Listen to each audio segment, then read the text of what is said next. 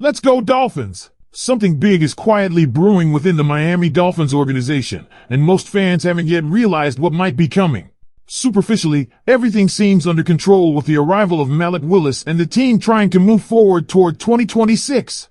But behind the scenes, there are signs, strong signs, that Miami may be preparing a move that could completely reshape the future of this franchise. And it involves a name that's dividing opinions throughout the NFL draft discussion. And here's the craziest part, if this actually happens, it could become one of the smartest decisions the front office has made in years, or a move that will leave fans questioning everything. Because we're not just talking about adding depth to the roster, we're talking about planting the seed for a potential quarterback competition that could define the next era of Dolphins football. But before I explain all that, I need to know one thing. If you truly believe this team is on the right track, click the like button right now. Let's see how many true Dolphins fans we have here. And I want you to comment below. I'm optimistic about this team, because today's topic will test exactly how much you trust Miami's future. Now get ready, because what I'm about to reveal might change your view on this entire draft strategy. Let's get straight to it. What makes Drew Aller such a fascinating option for Miami is simple: tools.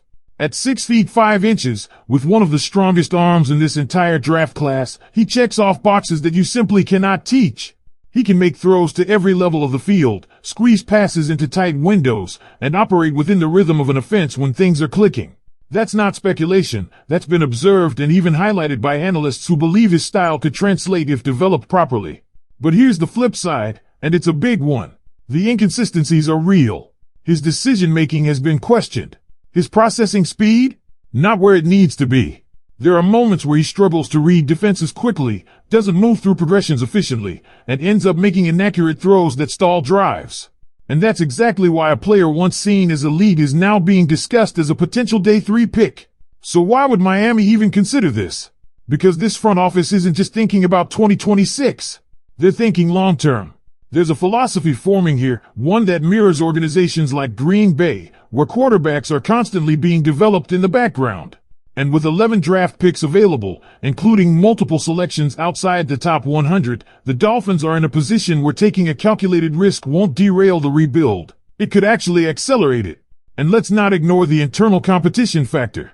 You've got Malik Willis coming in with expectations. You've got Quinn, who showed flashes late in the 2025 season and gave fans something to think about. Now imagine adding a player like Aller into that mix, a developmental quarterback with elite physical traits pushing for QB2 reps and potentially more in the future. That's not just depth, that's pressure. That's competition. And sometimes, that's exactly what a team needs to unlock the best version of its roster. But here's where things get even more intriguing, and maybe even controversial. There's a growing belief that Miami might actually prefer quarterbacks who mirror Malik Willis's playing style. Mobile, dynamic, able to extend plays with their legs. And that's not exactly where Aller shines. He's more of a pocket passer. So if the Dolphins are truly leaning toward that dual threat identity, does drafting Aller even make sense? Or would it signal that the team is still undecided about what kind of offense they want to build? This is where the debate really begins. Because on one hand, you're looking at a quarterback with raw, undeniable talent that could turn into a steal if developed correctly. On the other hand, you're looking at a player who doesn't necessarily fit the evolving identity of the team, and that raises serious questions about direction, strategy, and long-term vision.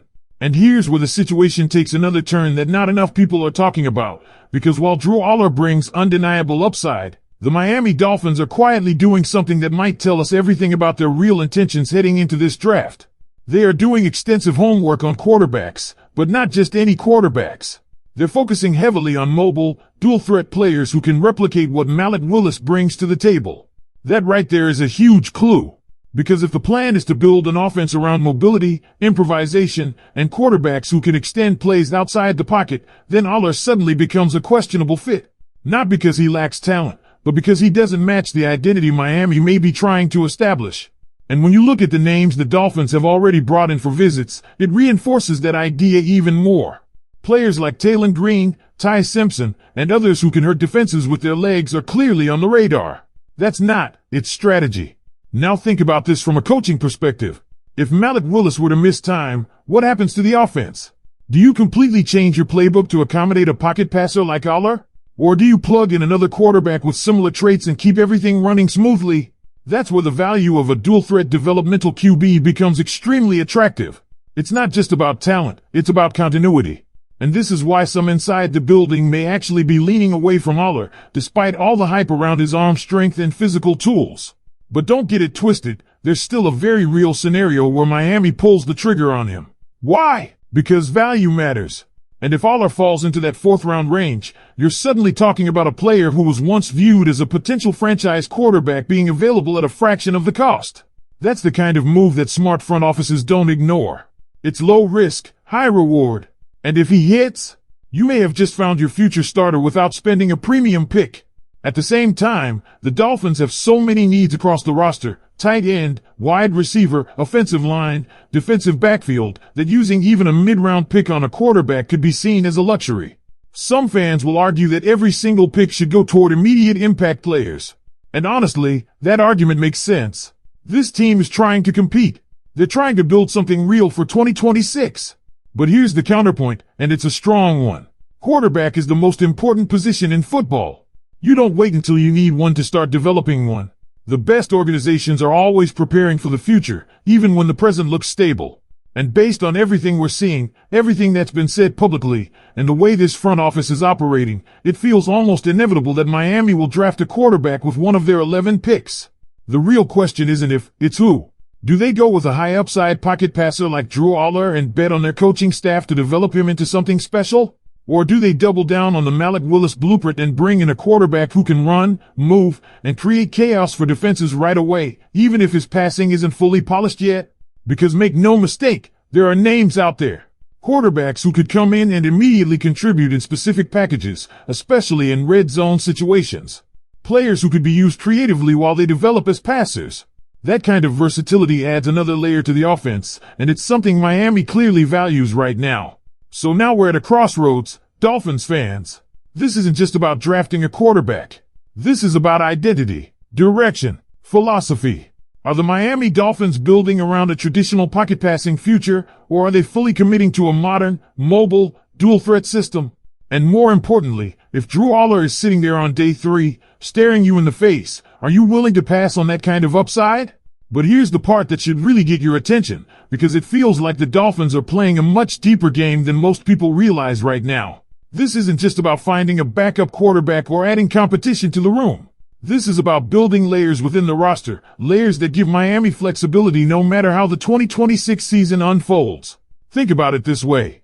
If Malik Willis comes in and performs at a high level, then everything looks perfect. You've got your starter, your system is built around his strengths, and the offense has a clear identity. But what if he doesn't? What if there are struggles adapting, inconsistencies, or even injuries? That's where this entire draft conversation becomes critical. Because if you didn't invest in developing another quarterback, you're suddenly scrambling. And that's exactly the situation smart franchises try to avoid at all costs. Now let's bring